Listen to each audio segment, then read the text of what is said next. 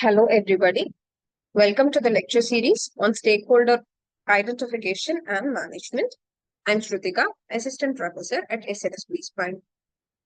In project management, stakeholders are individuals, groups, or organizations that have an interest in the project's outcome or can be affected by the project's execution and deliverables. Stakeholder identification is one of the most critical steps in ensuring a project's success, while stakeholder management involves actively engaging with these individuals or groups to address their needs, expectations, and potential concerns throughout the project cycle. Effective stakeholder management ensures smooth communication, minimizing risks, and enhancing project success by securing the support and input of key stakeholders. Stakeholder identification is the process of recognizing all people, groups, or organizations impacted by the project, both positively and negatively. This process usually occurs during the initiating process group but continues throughout the project. The key steps in stakeholder identification are identifying all potential stakeholders, determining stakeholder roles and interests, whether they are internal or external, analyzing stakeholder influence and impact, the extent of power and interest that each stakeholder beholds, documenting stakeholders, etc. The tools that are commonly used in stakeholder identification are a stakeholder register, which is a document that lists all the stakeholders and their details, including name, role, interests, level of influence, and communication preferences. Stakeholder mapping or analysis matrix is a visual tool that helps categorize stakeholders based on their power and interest. Once stakeholders are identified, the next step is managing their expectations and ensuring their engagement throughout the project. Stakeholder management involves maintaining a positive relationship with stakeholders by continuously communicating with them, understanding their needs, and addressing their concerns. So, the key steps here are planning stakeholder engagement, developing a stakeholder engagement plan that outlines how each stakeholder will be engaged throughout the project. This plan includes strategies to keep stakeholders informed, involved, and satisfied. Tailoring communication approaches to different stakeholders based on their power, interest, and needs.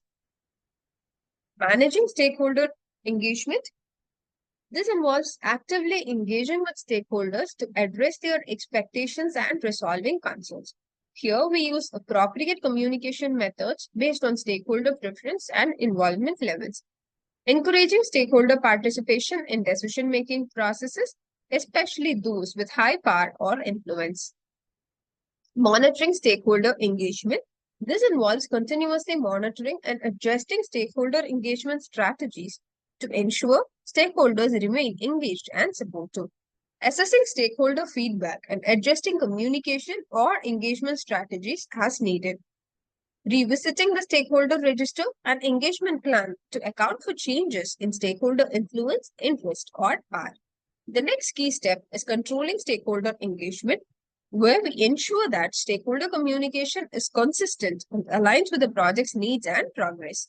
Tracking stakeholder responses and perceptions to ensure ongoing support for the project is also a part of controlling stakeholder engagement. For example, in a healthcare system upgrade project, the project manager identifies key stakeholders like doctors, nurses, IT staff, patients, and hospital administrators. The manager categorizes these stakeholders based on their influence and interests. Regular updates are shared with hospital administrators, while IT staff and doctors are involved in more detailed technical discussions and feedback loops.